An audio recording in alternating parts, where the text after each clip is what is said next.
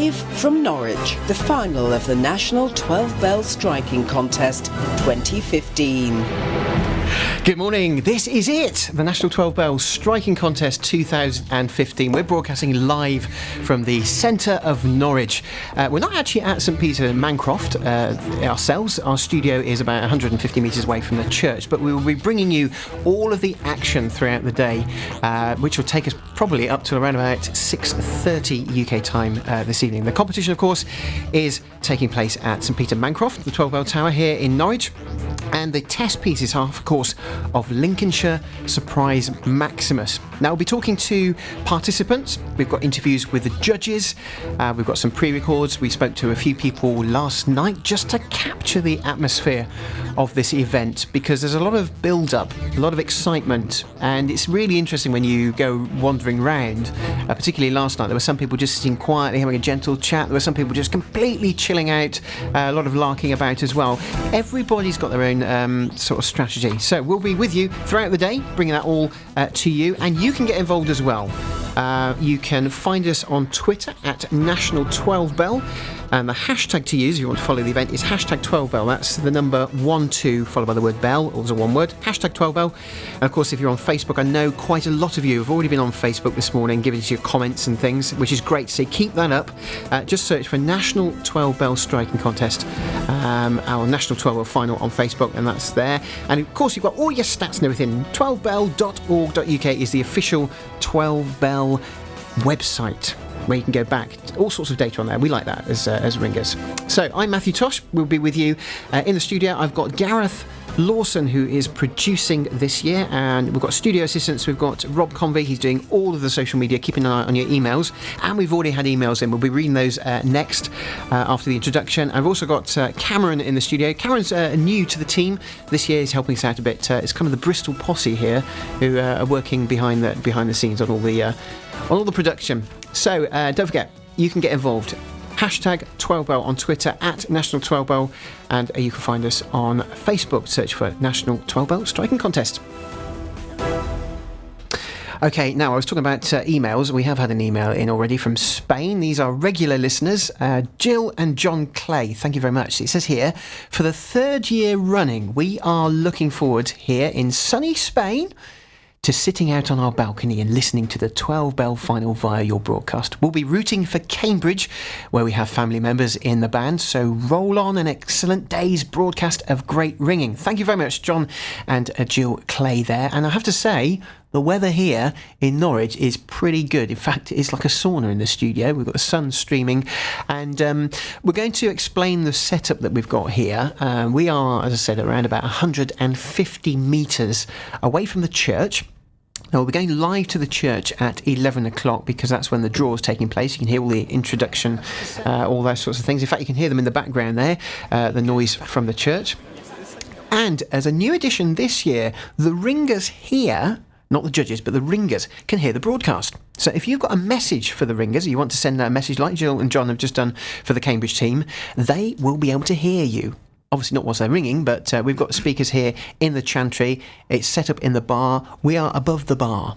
So if it gets very rowdy in there, then you're going to hear it on the air. So that's all coming up. Now, we are in Norwich. Lots of history. Big celebrations happening this year with the 300th anniversary of the first true peel. And one of the people I spoke to last night is David House, who was a student here in Norwich. I came to university here back in, can I admit it, in 1964. See Richard Turk laughing there because he came in about 2004. So I did 4 years at university here and then stayed on working here for 4 years. So 64 to 72 was a very enjoyable period here. And was there much ringing in those days amongst the students? There were a small number of students. Personally, I was never much in favour of trying to create a separate university band, so we integrated with the Mancroft band, and I had the honour of being ringing master at Mancroft for a little part of my time here. So you know the bells well then? I used to know the bells well, yeah, run quite a lot of peals here. They seem to change over the years, you know. We had a practice here a fortnight ago, and nice to refresh the memory. Not quite as you remember them, or? Oh, well, they are. I think they're magnificent, you know. I always debate this with my old friend and enemy Philip Eris, who thinks they're the worst 12 in the world, but these are bells all cast in 1775. I think, apart from the tenor recast, I think 1814. Wonderful wooden 12, all out of the same mould, so to speak, and a lovely sound. But that's the thing, though, isn't it, with bells? It's not always about the most perfectly in tune ring of bells. It's the character, and that's really difficult to try and explain and portray that to people at times. Absolutely agree, and quite unique. You'd recognise the sound of these bells whenever you heard them. Wonderful sound. And people will be listening to them all day on the live broadcast. Norwich itself as a city, I mean, it seems to be full of churches. Yes, Norwich had a lot of churches, and indeed a lot of them did have rings of bells. Of course, just a few hundred yards from where we're talking now, which, as you can guess, is an hostelry, St Andrew's Church, where the first bit of London Major was rung. Great history there. Bells long unringable, alas. And indeed many other the churches which had bells in Norwich now had them removed, so we're down to something more manageable, I guess, now. David House speaking to me last night in the pub where ringers were gathering. Now, of course, he's ringing for the college youths, and just give me the opportunity to run through the teams that have made it through to the final here for this year's contest. So we've got the Ancient Society of College Youths, who the last 3 years have seen a dip in form, according to the programme here, following a solid run in the medal positions. The pressure will be on to beat their London rivals, reach the standards they expect of themselves, and press for that trophy. The next team on the list, this is going in alphabetical order, is Birmingham. The AP McCoy of the competition, it says here, but showing no signs of imminent retirement. An unparalleled sequence of results over recent times. Can they be beaten? Well, of course, only today's ringing can tell. Bristol have made it through, and this is the first of the West Country qualifiers. They are sure to have a glint in their eye. See what they did there? A bit of a pun. Those of you that know the band well. Consistent mid-table finishes in the last 4 years may have built a platform for a serious challenge. So, possible contender there. Cambridge have got through, our near neighbours, just down the road. I say just down the road. Norwich feels a bit out on a limb. But good friends, they're beginning to relive the glory years. Wins in 87, 90, 91 and 1995 when our very own David Brown rang in Cambridge. I think it's been written by the Norwich people, isn't it? They're saying we like them, friends, our very own friend. Not that they're biased in any way. And they knew nothing of Norwich City and had more hair. Oh, that was David Brown knew nothing of Norwich City and had more hair in those days. Oh, leave him alone. He did say hello to me this morning. So good morning, David, if you're listening. Exeter. Second of the West Country Challengers. Year on year, the band seems to strengthen and gain experience, travelling to ring peals across the country as a group. So, and don't forget, we'll be talking to competitors from each of these teams. They've nominated 2 or 3 people to come and talk to us. So we'll be speaking to some of the extra people as we go through the day. Leeds are back again, and there was genuine surprise on the faces of the Leeds band at the Eliminator when they were announced in 3rd place. At least one member of the band had learned to ring Cambridge, especially for the competition, and please, not the blue and yellow jackets this year. Now, that refers back to, I think, was it the... Did they have their jackets last year as well? I can't remember. They certainly had them when they were in Leeds, and they've got this sort of corporate uniform. And if you have a look on Facebook and Twitter, you'll actually see those photos. It's sort of iridescent, bright yellow jackets. And some teams have gone, take this really seriously, the image. So that was Leeds. Norwich, of course, the host tower, Mancroft, St Peter Mancroft, they get to put a team in as well. You get this, what they call the buy. You get in automatically if you're hosting. It's a bit of a concession, because let's face it can be quite a lot of work putting on and hosting a competition. Now, here's what they've written about themselves. Do we think this is going to be biased or not? We'll have a look. Very much the underdogs gaining a place as hosts. If ever there was a venue where home advantage might count for something, then surely it is here. The new Dyneema ropes will, however, made life a lot easier for everyone. Now, we'll talk about the ropes a little bit, because the tower has got quite a long draft, and it's got 3 rope guides in there. So the kind of the ceiling's open, but there are 3 rope guides that you can see going the right way up. So it's a bit daunting when you first go in. And I know a few people have commented on that when they've been here doing the practice. Next on the list is Melbourne. Now, the Melbourne team work hard at their preparations, making full use of the available technologies. This has seen them develop into consistent qualifiers from the Eliminators, And good to see some Norfolk connections in the team too. It says here, welcome home Christian. There's a lot of cavorting in this text here between the host teams and the people who's competing. So that's your lineup of the teams. Okay, we'll remind you. We'll give you the order that they've been announced as well through the day, so you know if you want to go off and have a break. If there's a particular team you want to have a listen to, we'll keep reminding you of the order. So if you can't be listening to us, I mean, if you are listening to us all the time. Brilliant. And I know there's somebody in Cumbria listening as well, an 87-year-old. I can't remember your name now. I'll have to try and get that back. But I know you're listening, and you've been listening for the past 2 years. Thank you so much. The message has got through to us. We'll give you a little wave on the webcam. Maybe we'll give her a wave if you're up in Cumbria. And we've got people in down under in Australia as well. I know Matthew Tosh was listening. So good morning from Norwich, but good evening to where you are. Good afternoon. I'm not quite sure what time of day it is there. Right, now, one of the people we spoke to last night was Hannah Martin. We're going to play you her interview a little bit later because we've got to keep our eye on, ears on the church, because at 11 o'clock is going to be the time when we go for the draws. And we're going to hear David Pipe do a quick interview, and then Richard Turk is the man on the ground here. He's really he's got keys to buildings, he's got the Wi-Fi codes and all sorts. So he's going to be telling us all about the housekeeping and where to find the toilets. Not that that's any use to you, of course. Sniggers from the studio here. That's right. What I do want to remind you of, though, is if you want to watch the competition on social media, if you're watching on YouTube, of course, you've got the webcam, you can see what we're doing, but that's just a studio view. People will be posting photos from the event using the hashtag 12bell. Keep an eye on at National 12bell as well, and if you're on Facebook, just search for National 12bell Striking Contest. Oh, basically, most ringers that you know are going to be here. They'll be posting photos as well. We're just encouraging them to use the hashtag so people can follow what's going on as well. And we've got that email address. If you want to email the studio, it's 12bellstudio, and that's the number 12, 12bellstudio@gmail.com. Right, that address again, 12bellstudio@gmail.com. And we'll give you a little shout out. Let us know what you're doing, because I know people who want to be here are not able to come. They've sort of set themselves up. Are you an armchair judge? Are you having to lock yourself away because you're the only ringer in your household? And other people watch you when you're nodding and doing the goldfish thing, you're counting the bells. Perhaps you don't want to do that in public. So are you hiding in the corner of a cafe? Who knows? Let us know what you're up to. And if you are sitting outside enjoying the sun, well, I can tell you we're enjoying the sun here as well. Just kind of a little eavesdrop on St Peter Mancroft across the square from where we are. Can you hear them? That's all the ringers. All the teams are in there. So any moment they'll be listening to the draw, giving us the rundown. We're going to make a note of that here in the studio. And we'll keep you posted of what's going on.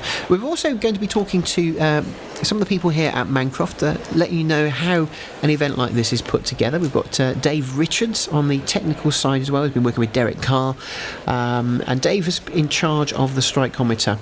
And a lot of the technical side of things behind today's broadcast has been possible thanks to collaboration with Dave. So it's a real team effort here. Time locally is coming up to 1 minute past 11, and I would say they're late with the draw. Boo! Boos from the studio. It's Good terrible, morning, isn't it? everyone. Here we go. Listen to me. This is David Pipe.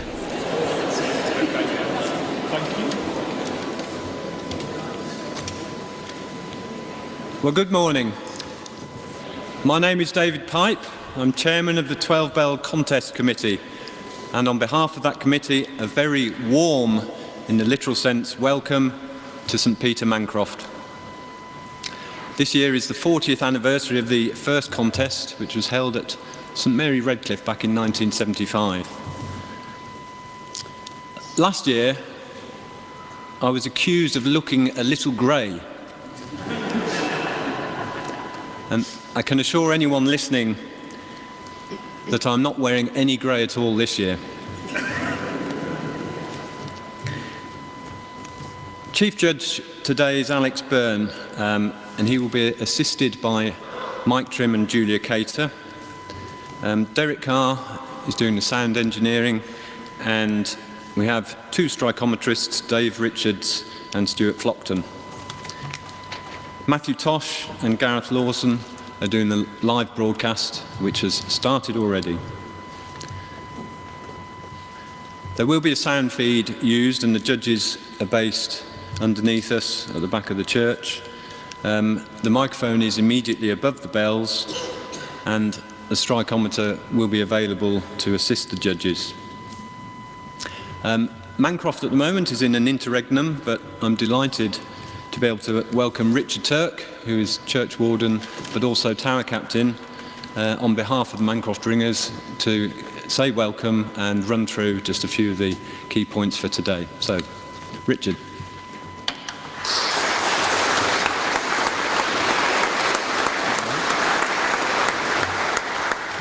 It's a pleasure to welcome you all here this morning on behalf of the Church and the St Peter Mancroft Guild of Ringers.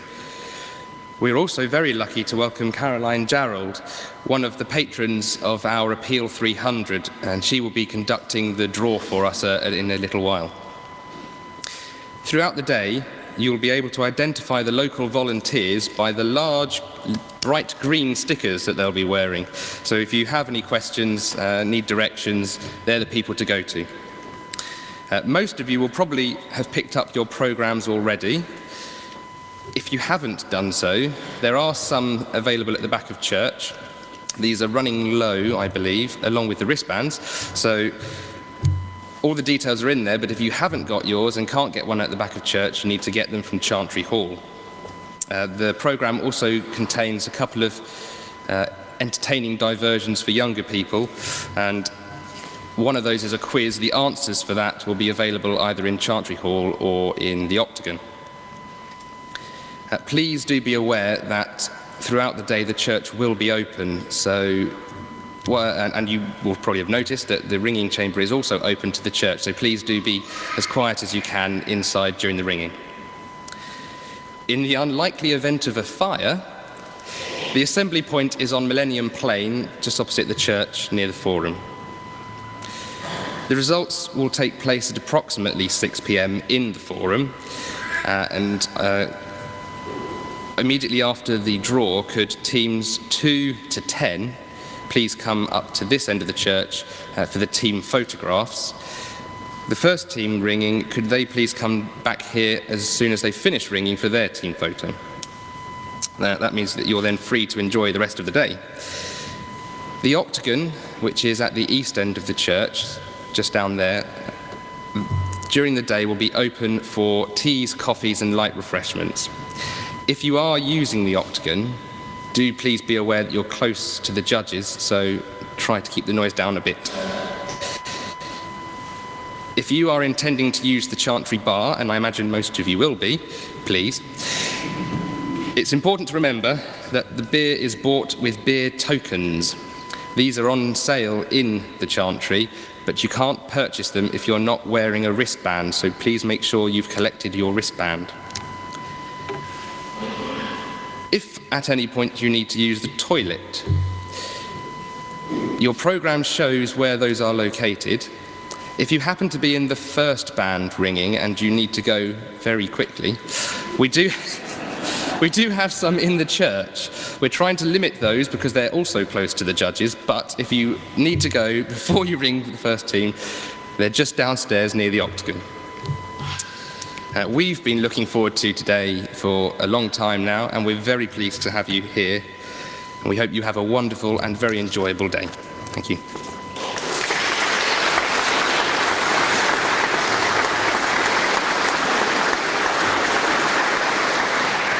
Thank you, Richard. Just before we move on to the draw, just a few essential bits and pieces.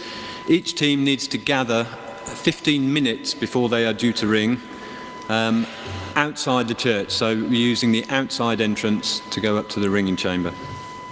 The first team should do so straight away after the draw, but please would the conductor of each team come forward immediately, and I'll just run through the rules and procedures for the day.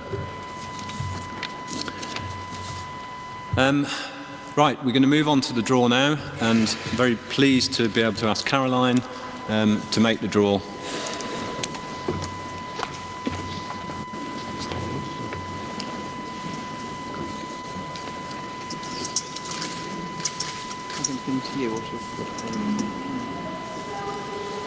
The first team ringing is Leeds.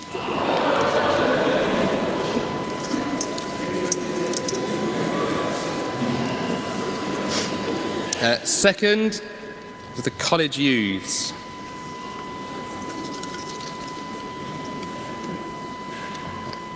Third are the Cumberlands.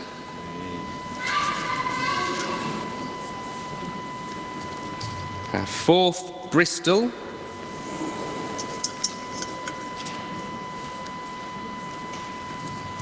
Fifth, Toaster.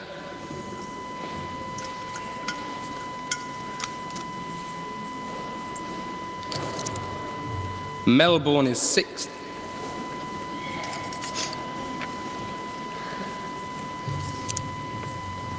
Seventh is Exeter.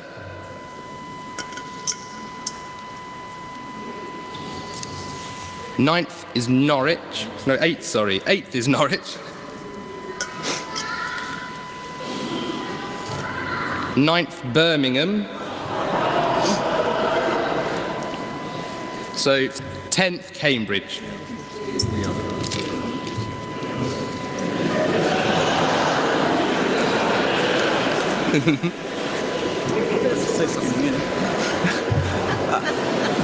I was delighted to be asked to make the draw today. I think it's a terribly exciting event for Norwich, particularly in this year celebrating the first Peel. And I hope you all have a wonderful day. Norwich is seen at its best as well, so look forward to hearing the bells pealing out over the city.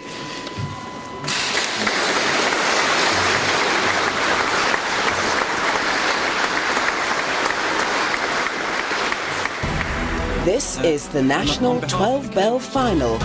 Matthew Tosh, live from Norwich. So there we have it, that's the draw done, and I have to confess I didn't finish reading out all the teams beforehand, but just to confirm the order in which the teams will be ringing today, the first one is Leeds, so they'll be making their way into the tower at 11:30 British summer time, and their test piece will be, well, they have to be in changes by 1:45 the hour. The second team is the College Youths.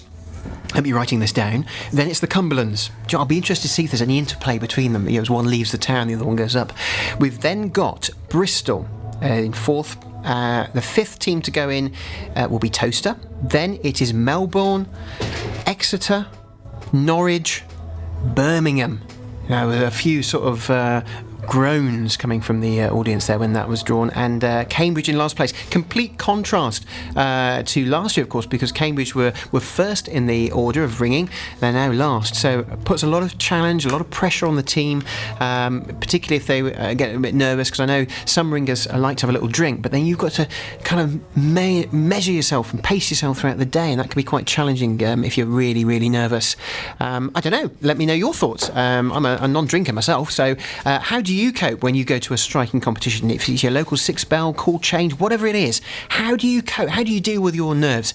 You can email the studio, 12bellstudio, that's the number 12, so 12bellstudio@gmail.com, and if you want to contact us on social media, on Twitter, it is @National12Bell. The hashtag for today's event is #12bell, and of course you can search for National 12 Bell on Facebook and see us there. If you want access to all the statistics as well, that's on the 12 Bell website, which is 12bell.org.uk. Now, I know some of you are watching the stream or listening to the stream via the 12 Bell website, but if you're not on that particular website, it is worth looking at. You've got all the history of the competition as well. And there's a bit of debate going on at the moment as to how long the competition is. This the 40th anniversary of the competition, or is it the 40th anniversary of the Taylor Trophy? Because when the very first National 12 Bell striking contest took place in Bristol, there was no trophy. It was a kind of just a get-together. A couple of ringers, one of them was Pat Bird, decided to get people together and have this kind of inter-city, competition, and there was no trophy at the time. But then a trophy did come online, but it hasn't always been available, so there's a little bit of debate at the moment. I've had a few emails about that, which I'll be turning to during the course of the day. What I do want to do now, though, is just give you, there was the spiel about the other two teams I hadn't mentioned. You can hear me. Can you hear the pages page turning. That's the programme we've got here, and I neglected. I must apologise to the teams. I left 2 teams off. The first one was the Society of Royal Cumberland Youths, and it says here in the spiel, reliable performances over recent years will be seen as a foundation upon which to build a challenge for both London bragging rights and to keep the pressure on the Brummies. Well, I feel there is a bit of pressure on them with the way that Birmingham has been drawn this year. Again, you can let us know your thoughts on that order. And Toaster, of course, second appearance in a final in the last 7 years, and a welcome return to the team, though lucky enough to ring every week on these beautiful bells. Welcome back to Norfolk, Richard Alton. So there we are. Yeah, let's sending messages to each other in this programme. Good morning if you've just joined us. Good evening. Good if it's the middle of the night, wherever you're listening, because we have people all around the world. The draw has been done. We're live from Norwich through the day, and this is the order in which the teams will be ringing. Leeds, the College Youths, the Cumberlands, Bristol, Toaster, Melbourne, Exeter, Norwich, Birmingham and Cambridge. Now, I must apologise about the noises in the background. That gurgling noise is Cameron, one of our studio assistants. He's pouring glasses of water. He's looking after us, so I've got to be kind to him. Okay, he's pouring water for everybody. And there's a kind of wailing outside. We've got a busker outside. We're having difficulty trying to isolate the sound of the busker. I might have to go and find some pyrotechnics and sort it out. But anyway, what we're going to do, we're going to listen to the judges. We had an interview with the judges. And they came into the studio just before we went on air, and they speak for themselves, but they look very, very excited. Right, well, I have 3 very enthusiastic and slightly nervous-looking people in the studio at the moment. It's our judges. We've got Alex Byrne, we've got Julia Cater, and Mike Trim. Good morning to the 3 of you. Good morning. Good morning. Everyone got here okay? Yes. Julia, I gather it was a bit of a trek for you. Where have you come from? Well, I've come from North Cumbria, and I think, though, mileage and hours-wise, I've probably still come the shortest distance of the 3 of us judges. Yes, we should probably explain. Alex, you've flown in, haven't you, for the competition? That's right. I live just north of Nuremberg, so I flew up yesterday from Nuremberg, and I'm pleased to have grabbed now Norwich International Airport on my airports list. Very pleased about that. It's what ringers do. We just read form lists and tick things off. And Mike, where have you come from? I've come also from Germany, from Bonn in Germany. Flew in last night to London and got the train up this morning. I'm already getting an international flavour of the competition. Now, you are here to judge the National 12. Any first-timers, or have you all judged this sort of competition before? I've judged a few before. This is my first time as a chief judge, but I've judged in a couple of finals before. So obviously the experience of being a normal judge, if I can use that phrase, is very useful. You can draw on that experience. Definitely. So how do you then ensure that your team is fully briefed? I mean, is there any briefs that you give them, any advice that you give to your other judges? Yeah, certainly. I mean, we were very pleased to get together at Liverpool, where we worked together to judge the Eliminator there. So that was the first time that we sort of had the chance to figure out how we were going to work together. I mean, I know Julia and Mike pretty well, so I was confident that I'd picked a good team. It did indeed work very well, and I think that gave us a great sort of platform on which to work today. So I'm looking forward to it. Okay, and Mike, talk us through your own preparation. How do you, are you listening to test pieces beforehand, or do you just come into it and just go with it using your own ringing experience? I'd like to say I just came into it just using my own ringing experience, but unfortunately the nerves do get to you, at least before the Eliminators and before this final, and so I do listen to some 12-bell ringing. I sit down, I try and mark it, and I try to practice being as consistent as possible. I mean, is that something that you can both identify with, Julia and Alex, that sort of thing? Yes, definitely. We each, although we have an agreed approach between the 3 of us, what each of us thinks is a good row or a indifferent row or a poor row obviously varies. So, and that's okay, so long as we are individually consistent. So like Mike and Alex, I've done a fair bit of practice listening to, preferably listening to Mancroft bells to sort of get your ear in, if you like, but actually any 12-bell ringing, because actually ultimately what you're trying to practice is making sure you're consistent when you award either half a point or no points or whatever. Indeed, yeah, and it's that consistency that is always at the back of my mind when I've judged competitions, and if you do have a disagreement, you've got to that's when the deliberations happen at the end of the day, and they can go on for quite some time. And of course you've got a benchmarking tool in effect. We've been talking to Dave Richards last night about the hawk here and the strikeometer. How is that going to be used? Is it going to be a reference point? Are you going to be dipping in and out? Have you decided yet? Yes, indeed. Yeah, it's definitely a reference point, and it provides us with that consistency in approach. That's what we're using it for, is to help us be consistent. So where we see consistency from the Hawk ear, the strikometer system, then we would look for the same consistency in our results. We don't have to agree with it. And I consider it to be a sort of a half a judge, if you like. Yeah? So we're 3.5 judges is the way I talk about it sometimes.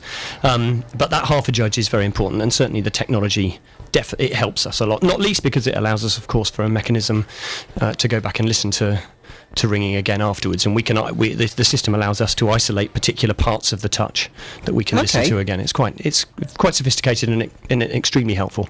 What's the format of the data that you get from it? Is it a spreadsheet? Is it? I mean, how does that become useful for you as judges? Because if at the end of the day of judging, if someone then just hands me a spreadsheet full of numbers, my brain's going to be completely saturated. It produces far more numbers than we are able to look at today. Julia is now just oh my goodness, what I walked into. I have to say that I'm a musician by training rather than a computer person, so I'm very much more passionate about what it feels like to me emotionally. But that's an important skill as well, isn't it? That you've got that sort of artistic side that you want to bring to the team, I suppose. Yes, that's right. I mean, actually, all three of us are musicians to varying extents, and I think ultimately we talked about this at Liverpool, but I think ultimately we all three of us view this as a musical performance. But whenever there are variations in our scores, like Alex says, it's useful to have some analytical data to go back to for us to start to discuss points. Yeah. So the data, then you've got this a huge amount of data, and the bits you're getting from it, Alex. Yeah. So we look at the sort of standard deviation. So there's an error figure, like an average error figure, which will come out of the system, and that's the one number that we look at. There's a wealth of data behind it, and I advocate that the tool is most used as an improvement, like a performance improvement tool, really, rather than a judging tool. We only use a tiny part of it today to help us, as I say, with that consistency. But the full range of data, I understand, it will go back to the teams. They can use that for further improvement. That's amazing. The kind of service that's on offer. Now, you're going to be listening to the bells via an audio feed rather than being outside. I mean, is that a type of judging that you've done before? It's what we had at Liverpool, and it works very well. We get exactly the same feed that the strikometer gets, and it worked very well. Very good. But I don't know where you're going to be downstairs in the they call it the dungeon, I think they call it. Do you know this? Are you aware of this? Have they told you that?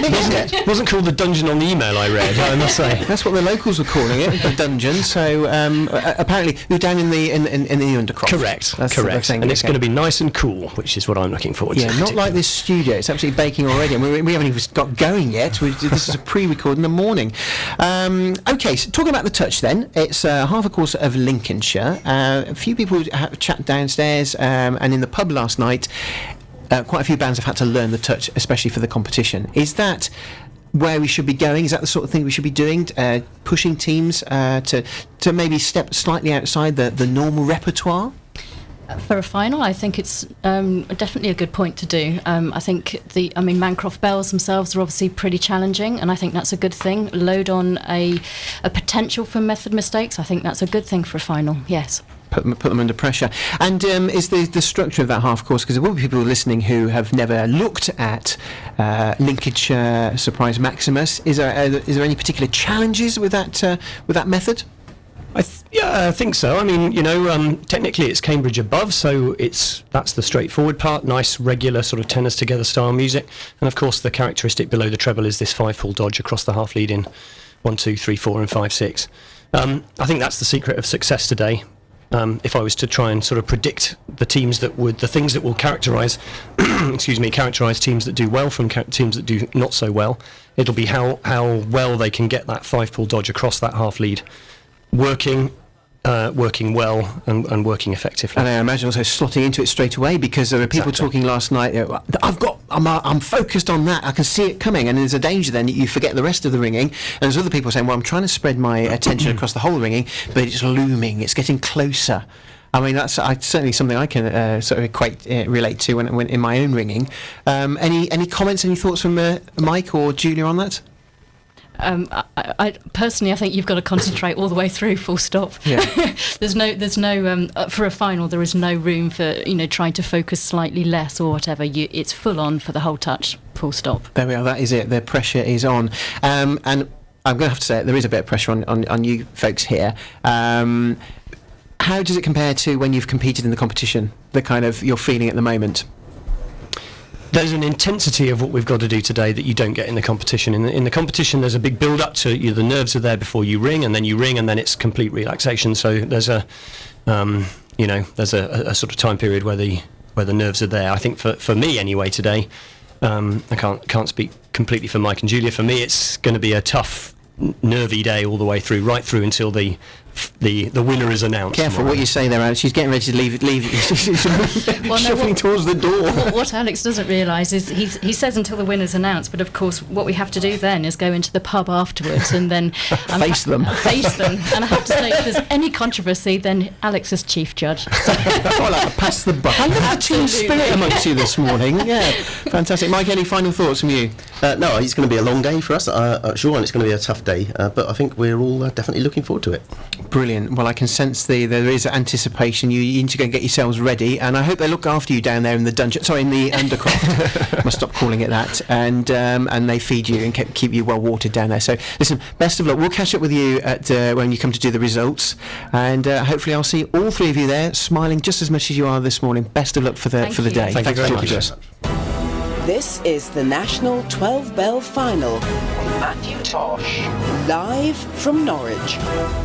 Got to say good morning to Richard Webster, who's been on Twitter. Good morning. Now you're listening. I know you're watching as well on the webcam, but it's not a smooth video. We're only doing 1 frame per second because in Norwich, the internet link is, well, let's say it's like a very thin piece of wire. So if you want to get in touch and have a mention on Twitter, then you need to use the hashtag 12bell. That's the number 12. You can tweet me directly. That's at Matthew Tosh. And you can tweet the competition directly. That's at National 12bell. And I had a few people get in touch on the Facebook page as well, saying that they're listening, and a few comments. We've also had a message, a very long message from a Spanish, was it a bell ringing composer? Yes. It was bell ringing composer over in Spain. So thank you very much for your very, very long message. If our feed goes down or anything, that's something that I can come back at. Ian Mitchell on Facebook says, the last time anything had the tagline live from Norwich, it was the sale of the century.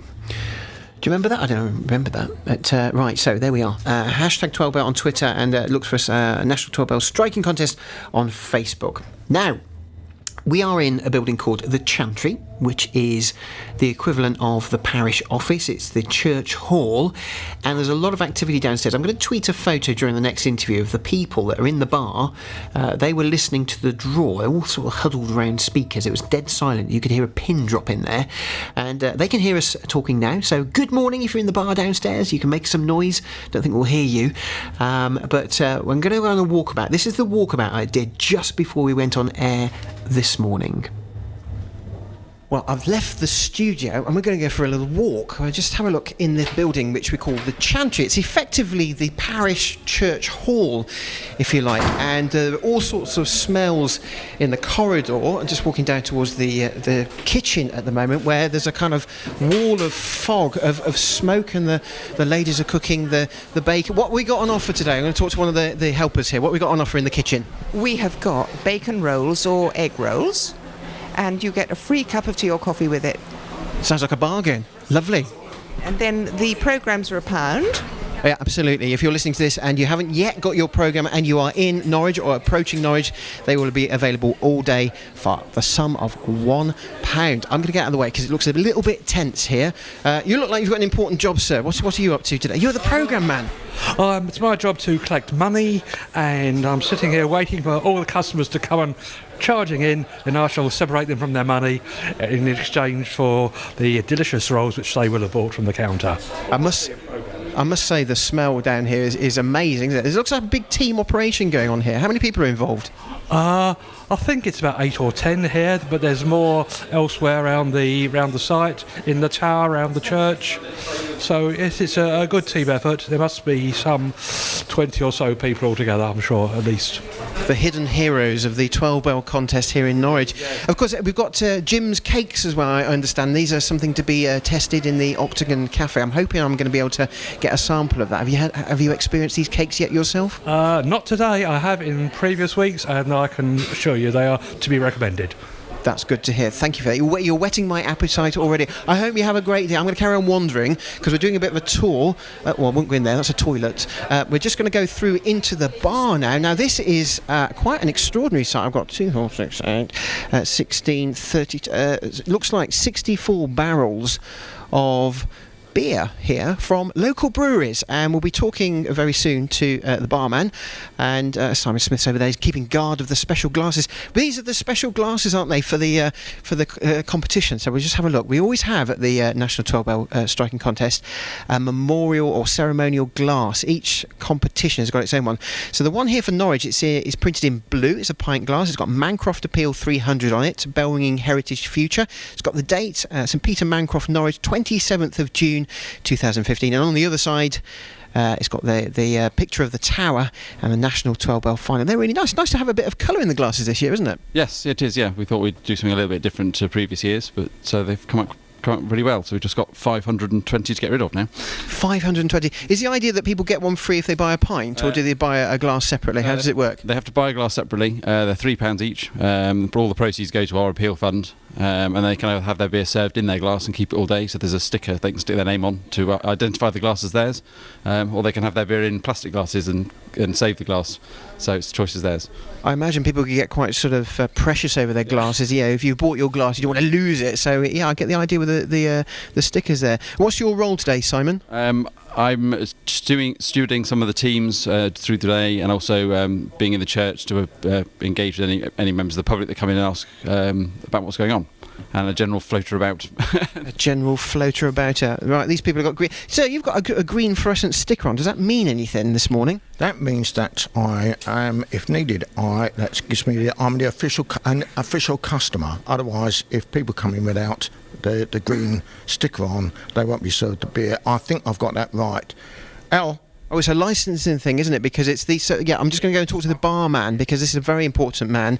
Good morning. How are you doing? It's Al, isn't it? John. I'll say that again. John, that was the man over there. This is John. You're the bar manager, and you've all got bright stickers on. What's the setup here today? There's an impressive wall of beer there behind you. Yeah, we've basically contacted a local brewery, the Wolf Brewery, and they've pretty much done everything from the beer point of view. It's absolutely fantastic. So they've provided all the stillaging, they're providing the bar staff for later. We're going to be selling tokens, so we don't have people rummaging for money at the bar, so it's literally one token is 1 pint, and whichever beer you want. And yeah, it's I've wandered in here a few times over the last day or so, just sort of wandered in, looked at all the beer and grinned. Joe, I don't drink. I had exactly the same thing, and there's a whole refrigeration unit which is whirring away in the background, keeping it all nicely chilled. Yeah, well, they've brought that with them as well. It's so underneath, on top of each cask, you've got a mesh over the top, and then you've got the cooling jacket over the top. So that's been going since about 10 o'clock yesterday morning. So hopefully the first pint out this morning is going to be absolutely perfect. Are you going to be one of the official testers? I mean, I feel that you need some independent quality control. Well, I do have qualifications in that field, so as a result, I feel that I am qualified to test whether the beer is right or not. Obviously, the brewery owner is going to be here as well, so she might have an idea too. But yeah, we need to make sure that each one comes off. Try a little bit, make sure it's perfect. Take a hit for the national bellwinging community. I admire your stance there. How many pints are here in total? We got 72 pints a cask and 32 casks. So it's about 2,200. And we've also got a backup, and the brewery owns a pub as well. So we've got another 4 or 5 barrels sitting in their cool room ready to go, which is bright beer, which is just ready to drink.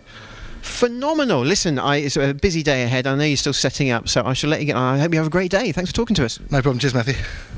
Right, we're off out now. We're going to go outside because just come back into the corridor. And doing this, you really get a sense of the hubbub around this place and the changing acoustics. And just stepping out into the car park, which is being set up with a whole load of parasols. And this is effectively going to be the beer garden. There's a couple of people here Looks like they're fighting with a gazebo at the moment. It's just going out. Have you got qualifications for putting this thing up at all? Yes, several. 2 degrees and a master's and PhD. Fantastic. That's overqualified, but... I say underqualified. Never have too much. So this is going to be the beer garden. We're outside the chantry, and I'm looking across. I can see St Peter Mancroft. It's about 150 metres from where I'm standing at the moment, and the sun is shining. There's a few cars moving around. The windows are open of the chantry building. Do you know, I've got a sense that something big is going to happen here today.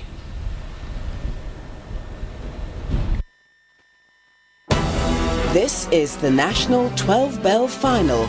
Matthew Tosh, live from Norwich. It certainly is, and we know a lot of you are listening out there, so good day to you. I'm going to say good day because that kind of covers everything. Got a message on Twitter from the ANZAB president. The National, it says, IE English 12 Bell competition. Listen live now on the YouTube channel. So hello to the Adelaide bell ringers as well. They've tweeted the competition using the hashtag 12 Bell. What else we got here? Robin says, no, I made a slight mistake in that interview because I did say 64 barrels of beer to start with. It turns out there are only 32. I can't count. Hey, I'm only a physicist. So a lot of pints to get through. Can it be done? That's Robin on Twitter. Thank you for your message. Ian Scott says, it looks far too sunny and pleasant outside. So I'm hiding inside, listening to Matthew Tosh on the hashtag 12 Bell broadcast. He says, hashtag living the high life. Well, greetings to you, Ian. I hope you find it good. And let us know your thoughts on the competition as it unfolds as well. Another message from the Adelaide Ringers. Listening in from Adelaide, Adelaide Ringing Centre, proud to support the Mancroft 300 appeal. So we'll be talking to some of the locals. Simon, one of the locals here, who's got all the information on the fundraising campaign. Now, in the background, they are the bells of St Peter Mancroft.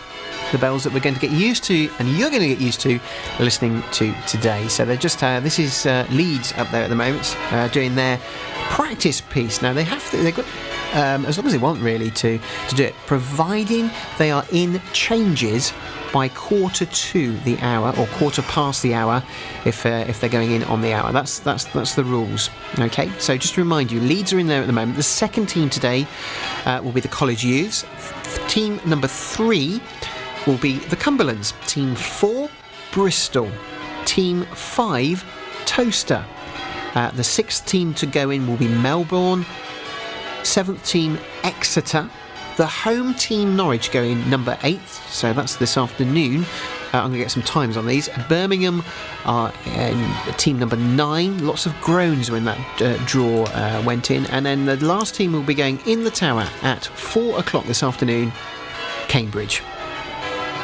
So that's the lineup. Leeds, College Youths, Cumberlands, Bristol, Toaster, Melbourne, Exeter, Norwich, Birmingham, Cambridge. But who are you rooting for? Do you have a team that you're supporting? Are you just happy to listen and do your own judging? Whatever you're doing, we want to hear from you. You can get involved, and don't forget, all the ringers downstairs can hear your messages. So if you've got messages you want to send to the teams, you can do that via our email address, which is 12bellstudio@gmail.com, and that's the number 12. And it's the same with the hashtag on Twitter. It's hashtag 12bell. That's the number 12. It's just easier to write, you see. We like making it easier for people. One of the things happening outside between here and Mancroft is the Suffolk Ringers have bought their vestry ring. And it's a mobile belfry, so that's out, and of course that's great for a bit of outreach. So it's on a public square, public are going past, they can have a go with the ringing. So we've got the mini ring, we've got Mancroft bells ringing in the background. It'd be a right cacophony if you're standing by the mini ring, I can tell you. Message just in. Michael O'Hagan says he said hello earlier on Twitter. I missed that on my screen. He says heading to Norwich on an early train. Good luck to all of the teams. Now, Michael is going to be taking over some of the administration of the 12 Bell because he's going to be the new secretary of the committee. And we're hoping to speak to the outgoing secretary, George Unsworth, who we've spoken to for the past 2 years on our broadcast, telling us what it's like working behind the scenes. Now, I think it's time to listen to one of the competitors. We heard David House talking at the top of today's broadcast, but I did speak to Hannah Martin last night, and this is the first time that she has competed in the competition. Gosh, there's lots of glasses of wine around here, and Hannah Martin's got a glass of wine. You're ringing tomorrow, aren't you? Who are you ringing for? I'm ringing for Leeds. So how are you feeling? A bit nervous. My first 12 bell experience, apart from the eliminators in March, but I'm feeling quite good about it because first eliminators got through to a final, so I can't feel too bad about it, can I really? Can I just ask that, because you're the first person I've spoken to tonight whose competition it's their first competition. What was going through your mind in the eliminator? How was that for you? I was completely and utterly terrified. Really? Absolutely terrified. I think I was kind of judging the distance to the nearest bin, actually, in case I needed to, but no, I enjoyed it. It was a different experience, because I don't think I've even rung in many normal non-12 bell striking contests before, so it was just a really big step up for me, and I was just really grateful to have had the experience, really. Yeah. Any tips for people who might be considering entering a 12 bell eliminator as a first timer? Any advice? Well, it's less about you as an individual and more about you as a team. So, it's really important, I think, to have a connection to the team on a personal level as well. I think it's like with anything with ringing, that it's really important to go along with the social side of things as well as the actual ringing side of things, because otherwise there's no way that you're going to get that bonding between your team. And I just think that that's really important, because it makes you so much less nervous around people when you're ringing, and it does make you feel like they really support you when you're about to ring. So that would be my main piece of advice. And also just remember, a lot of people might be unhappy with me for saying this, but remember that it is meant to be a hobby. Remember that it's not life or death. It is meant to be enjoyable, and that you are all doing it as a set of friends. That would be my advice. That is such powerful words, because I think you're right. Some people do take it a little bit too seriously at times. Of course, it is a competition, and it wouldn't work if people didn't have that sort of competitive edge.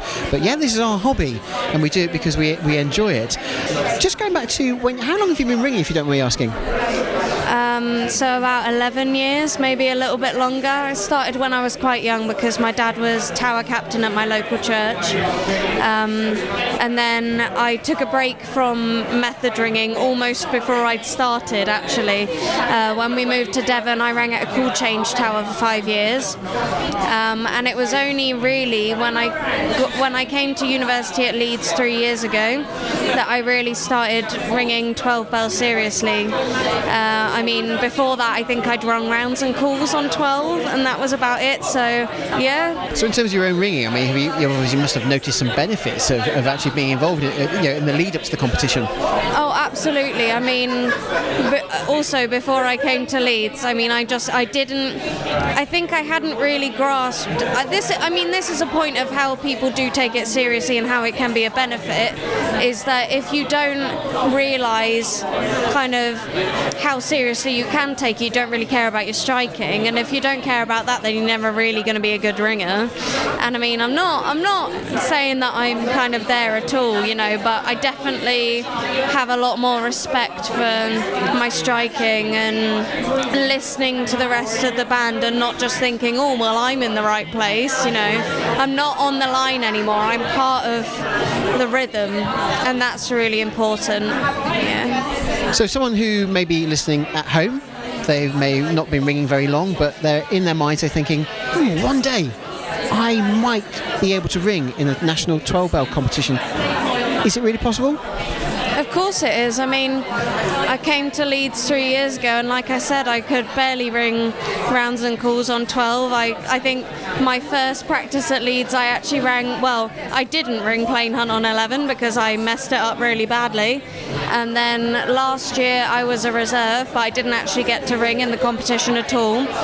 So I learnt Stedman Sinks especially for the competition last year as a reserve. I learnt Cambridge for the eliminators this year as a member of the team, and I've learnt Lincolnshire Max for the final in the past 3 months, you know. So there are a lot of other people in the band as well from Leeds that learnt Lincolnshire for the 12 bell. I mean, and it really is just about coming together as a team and seeing what you can produce when you really connect as a team.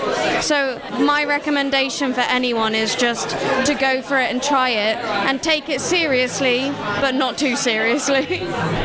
Wise words, Hannah. Thank you very much, and best of luck in the competition. Thank you very much. Live from Norwich. Indeed we are. We are very live from Norwich, and you can hear in the background we're coming to the end of Leeds' practice. Okay, now they have to be in changes of the competition piece by 1:45. They're not there yet. We haven't heard the warning trebles. Now we're going to keep our ears open on the bells. They're maximising their practice time. Our producer said cheeky in the background during that interview. He said, yep, they need the practice. But of course, you need to settle down. You need to get to know those bells. And you'll hear from people talking today. The draft in that tower, the rope draft, there are 3 sets of rope guides above your head. It's quite a daunting tower to go in. I might catch Gareth in a moment, our producer, because he actually went for a ring last night, and I'll get his views on walking into that ringing chamber for the first time. So we're listening for the trebles. 1 and 2 will be rung a few times. That's to alert the judges. As is standard with strike competitions, you might turn the treble over a few times just to let the judges know that you're about to go into your test piece. Matt Gardner's sent a message in. He said that National 12 Bell catering for a big do tonight, so I can't come along. He says I'm listening whilst on bargee duty. The National 12 Bell Final with Matthew Tosh.